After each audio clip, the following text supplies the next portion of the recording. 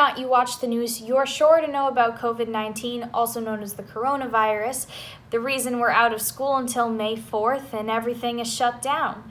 Clearly, it's a big deal for the United States government and the Massachusetts government to make such drastic measures to protect our citizens.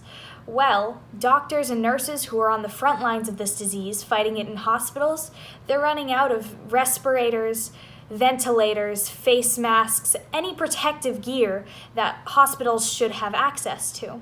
So citizens across Framingham and abroad are working to make at-home face masks to donate to hospitals to protect our doctors and nurses who are fighting on the front lines for us. Now, although mask making isn't that complicated, you have to make sure you have the right materials. So you need 100% cotton, and you're going to need 2 pieces of that because it has to be doubled up to make the masks. And you need a thin piece of elastic. They're going to be about 7 inches long for the Deaconess Hospital instructions, and they should be about 1/4 of an inch to 3/8 of an inch thick.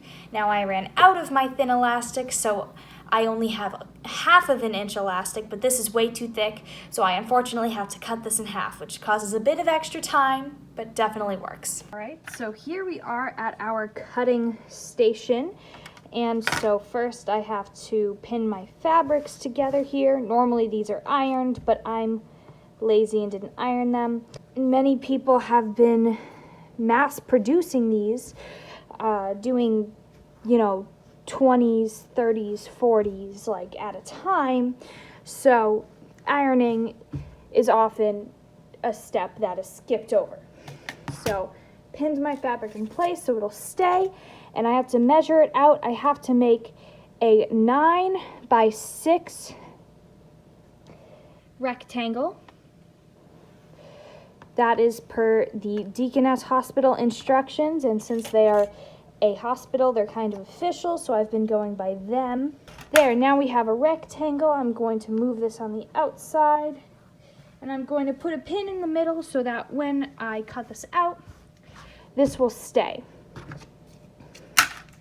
So, and now I can cut, and I have fabric shears, which makes cutting this a lot easier. And again, this doesn't have to be perfect because when I sew it, the hemline will cut a lot of it out. And this rectangle here will be the foundation for our masks. All right, so now we're moving on to sewing.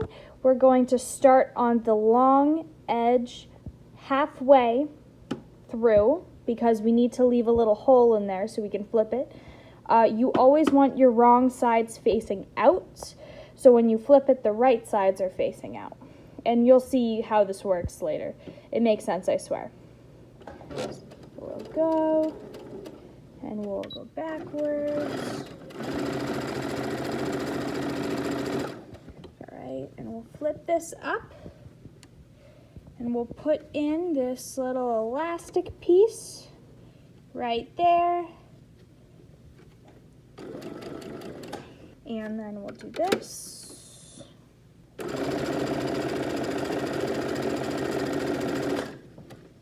And then we'll move this over here. Make sure that's flat in there, and then we'll sew over it. And my fabrics aren't really matching up, partially because I didn't pin this at the beginning. It doesn't really matter. It doesn't have to be perfect. I promise it'll look fine in the end.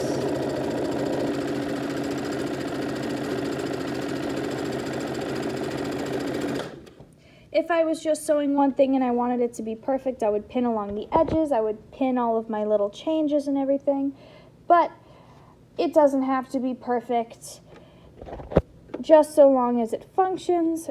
Additionally, I did about 100 of these in 2 days. So I'm going fast, It doesn't have to be perfect. There you go. Rotate, put this thing down.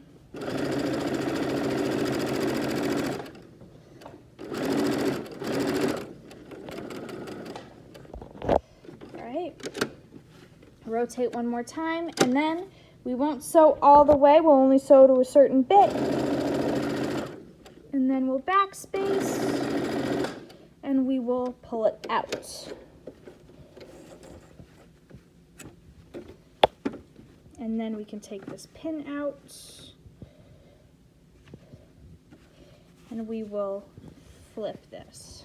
So flip this inside out. I've flipped it so the right sides are facing out. We do still have to patch up this hole and add the little ruffles in the sides, so we are going to do that now. As you can see, I am holding it down with the ruffles there, and then I'm going to slowly start sewing without sewing my finger. I've done that before. It's not a great time. And then we will put the needle in, we will move this, rotate this mask, put that back down, and we can sew a little faster here.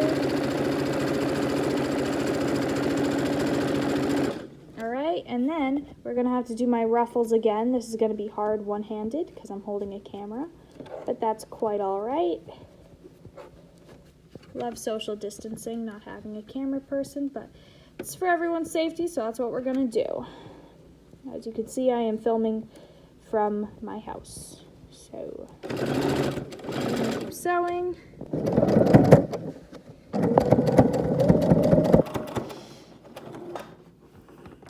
Alright, we'll put that in.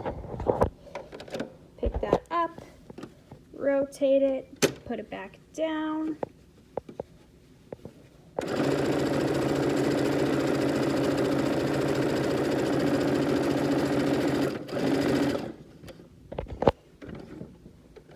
Pick it up, rotate it again, and we're going to go over our stitches to reinforce. Make sure all the seams are extra strong. We don't want any of them breaking while our doctors and nurses are working. And there we go. Done.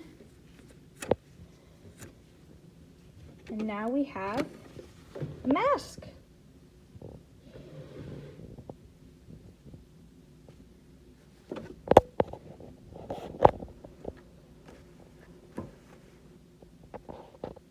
So that's how myself and other volunteers in and around the state are making masks to help out our doctors and nurses on the front lines of this disease. If you have a sewing machine, if you have cloth or elastic, you can try to make your own masks. You could donate those materials. I also urge you guys to check out the Framingham Coronavirus Outreach group on Facebook and the Masks for Massachusetts Facebook group as well. They're just all trying to help out. We're all rallying together. Please stay safe, practice social distancing. Reporting for Flyer News, I'm Katie Knox.